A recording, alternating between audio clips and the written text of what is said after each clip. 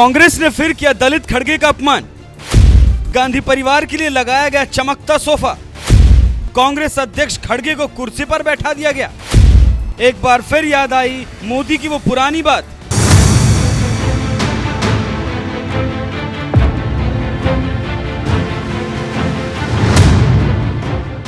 देश के प्रधानमंत्री नरेंद्र मोदी के गढ़ गुजरात में 8 अप्रैल को कांग्रेस के 84वें अधिवेशन की शुरुआत हुई, जिसमें कांग्रेस अध्यक्ष मल्लिकार्जुन खड़गे, सोनिया गांधी, राहुल गांधी जैसे बड़े बड़े कांग्रेसी नेता शामिल हुए। तो वहीं इसी बीच कांग्रेस अधिवेशन से एक ऐसी तस्वीर सामने आई जिसके बाद तो मानो सियासी बवाल मच गया, क्योंकि जिस कांग्रेस के नेता राहुल गांधी बीजेपी पर दलितों के अपमान का आरोप लगाते हैं, उसी कांग्रेस पर दलित नेता मल्लिकार्जुन खड़गे का अपमान करने का आरोप लगने लगे। दरअसल कांग्रेस के गुजरात अधिवेशन में शामिल होने पहुंची सोनिया गांधी, राहुल गांधी, अंबिका सोनी जैसे कई कांग्रेसी नेताओं के लिए सफेद सोफा लगाया गया था, जिस पर ये दिग्गज नेता बड़े ही आराम के साथ बैठे नजर आए। लेकिन जिस दलित नेता मल्लिकार्जुन खड़गे के हाथ में पूरी कांग्रेस की कमान है, उन्हें ही इस चमकते दमकते सोफे पर जगह नहीं दी गई। उसके लिए साइड में एक कुर्सी लगा दी गई, जिस पर बैठे खड़गे को देखकर ऐसा लग रहा था जैसे मानो चमकता दमकता सोफा सिर्फ गांधी परिवार के लिए है, उनके नसीब में नहीं। ये हाल तब है जब खड़गे सभी नेताओं में पद में भी बड़े हैं और उम्र में भी बड़े हैं, लेकिन इसके बावजूद उन्हें कुर्सी पर बैठाया गया, जिस पर बुरी तरह से भड़की बीजेपी ने इसे दलित अपमान से जोड़ दिया। और बीजेपी आईटी सेल के प्रमुख अमित मालवीय ने सीधे राहुल गांधी को निशाने पर लेते हुए कहा, पहले खड़गे जी का सम्मान करना सीखो, वो कांग्रेस के राष्ट्रीय अध्यक्ष हैं, उनकी कुर्सी किनारे पर लगाने का क्या मतलब था? ये साफ दर्शाता है कि कांग्रेस दलित विरोधी है। खड़गे के अपमान पर बीजेपी नेता अमित मालवीय ने दरअसल राहुल गांधी को इसलिए घेरा क्योंकि कुछ ही दिनों पहले रामनवमी के दिन राजस्थान में कांग्रेस नेता टीकाराम जूली राम मंदिर में दर्शन करने गए थे, जिनके जाने के बाद कुछ लोगों ने मंदिर को गंगा जल से साफ किया था। इसी मसले को लेकर राहुल गांधी ने सोशल मीडिया पर लिखा था, बीजेपी की दलित विरोधी और मनुवादी सोच का एक और उदाहरण। बीजेपी लगातार दलितों को अपमानित और संविधान पर आक्रमण करती आ रही है, इसलिए संविधान का सिर्फ सम्मान नहीं, उसकी सुरक्षा भी जरूरी है। मोदी जी, देश संविधान और उसके आदर्शों से चलेगा, मनुस्मृति से नहीं, जो बहुजनों को दूसरे दर्जे का नागरिक मानती है। राहुल गांधी के इस आरोप पर पलटवार करते हुए बीजेपी नेता अमित मालवीय ने कुर्सी पर बैठे खड़गे का मुद्दा उठाया और उन पर एक दलित नेता के अपमान करने का आरोप लगा दिया। ये कोई पहली बार नहीं है जब कांग्रेस पर मल्लिकार्जुन खड़गे के अपमान का आरोप लगा हो। इससे पहले जब साल 2023 में छत्तीसगढ़ में कांग्रेस अधिवेशन हुआ था, उस वक्त भी कांग्रेस पर खड़गे के अपमान करने का आरोप लगा था, क्योंकि मंच पर खड़ी सोनिया गांधी के लिए सुरक्षाकर्मी छाता लेकर खड़ा था। लेकिन सोनिया गांधी से उम्र और पद में भी बड़े खड़गे को छाते का सौभाग्य प्राप्त नहीं हुआ था, जिस पर पीएम मोदी ने भी कांग्रेस पर जोरदार हमला बोलते हुए कहा था कि मैं ये देखकर दुखी था कि खड़गे जी पार्टी के अध्यक्ष हैं और उम्र में भी बड़े हैं। उनके साथ छत्तीसगढ़ में कांग्रेस के अधिवेशन के दौरान कैसा बर्ताव हुआ, उस दिन मैं देखकर बहुत दुखी हो गया जब कांग्रेस का अभी अधिवेशन चल रहा था छत्तीसगढ़ में। उस कार्यक्रम में सबसे बड़ी आयु के व्यक्ति, राजनीति में सबसे सीनियर, वहां पर खड़गे जी मौजूद थे और वो उस पार्टी के अध्यक्ष थे। धूप थी, जो भी सब खड़े थे उन सबको धूप लगना बहुत स्वाभाविक था, लेकिन धूप में वो छतरी का सौभाग्य कांग्रेस के सबसे बड़ी आयु वाले, सबसे सीनियर कांग्रेस के प्रमुख खड़गे जी के नसीब नहीं हुआ। बगल में किसी और के लिए छाता लगा गया था। ये बताता है, कहने को तो खड़गे जी कांग्रेस अध्यक्ष हैं, लेकिन कांग्रेस में जिस तरह उनके साथ बर्ताव होता है वो देखकर पूरी दुनिया देख भी रही है और समझ भी रही है कि रिमोट कंट्रोल किसके हाथ में है।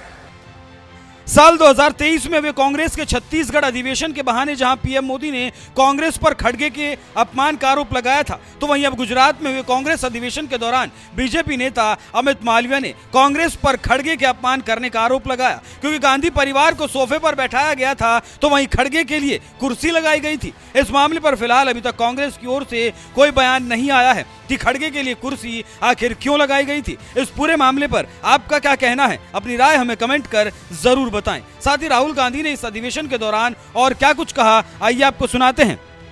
वो इस देश के हर प्रदेश की हालत है। तेलंगाना में 90% आबादी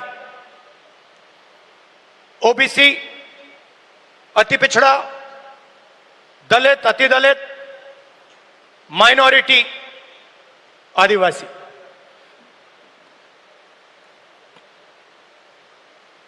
तेलंगाना का कॉर्पोरेट सेक्टर देखिए, मालिकों की लिस्ट, सीईओज की लिस्ट, सीनियर मैनेजमेंट की लिस्ट, 90% में से आपको एक व्यक्ति नहीं मिलेगा।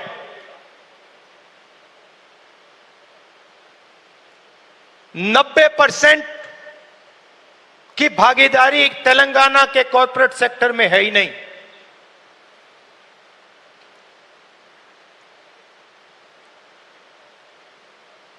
आजकल 21वीं सदी में मजदूर को गिग वर्कर कहा जाता है। वो घरों में खाना ले जाते हैं, घरों में खाना पकाते हैं, पिज्जा ले जाते हैं, अमेज़न की डिलीवरी ले जाते हैं, धूप में ले जाते हैं, सड़क पे मरते हैं। तेलंगाना में उनकी लिस्ट निकाली, सारे के सारे या ओबीसी या दलित या आदिवासी। अब तेलंगाना में जाति जनगणना ने एक बिल्कुल नया औजार दिया है। तेलंगाना में हम सचमुच में विकास का काम कर सकते हैं। तेलंगाना में हम पिन पॉइंट एक्यूरेसी के साथ भागीदारी के बारे में हर सेक्टर में आपको बता सकते हैं। और मैं खुश हुआ कि जाति जनगणना होने के एकदम बाद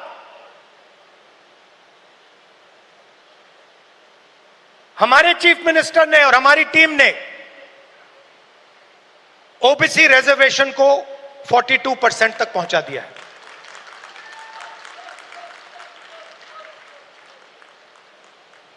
हम सुपर पावर की बात करते हैं, मगर जब धन की बात होती है, भागीदारी की बात होती है, कॉर्पोरेट इंडिया की बात होती है,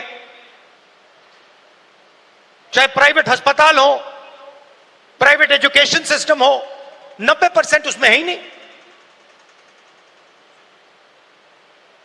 मोदी जी 24 घंटा पिछले वर्ग की बात करते हैं, दलितों की बात करते हैं, आदिवासियों, वनवासियों की बात करते हैं। वो उनको वनवासी कहते हैं। मगर जब उनकी भागीदारी का सवाल आता है, जब उनके पार्टिसिपेशन का सवाल आता है, तो बीजेपी के लोग बिल्कुल चुप हो जाते हैं। तो ये तेलंगाना ने एक क्रांतिकारी कदम उठाया है और पूरे देश को रास्ता दिखाया है। और मैं फिर से दोहरा के कह रहा हूं, इस स्टेज से आप सब के साथ कह रहा हूं कि 50% की जो दीवार है, इसको हम पूरे देश में तोड़ के परे कर देंगे। और जो शुरुआत हमने तेलंगाना में की है, वही हम दिल्ली में पूरे हिंदुस्तान के लिए करने जा रहे हैं।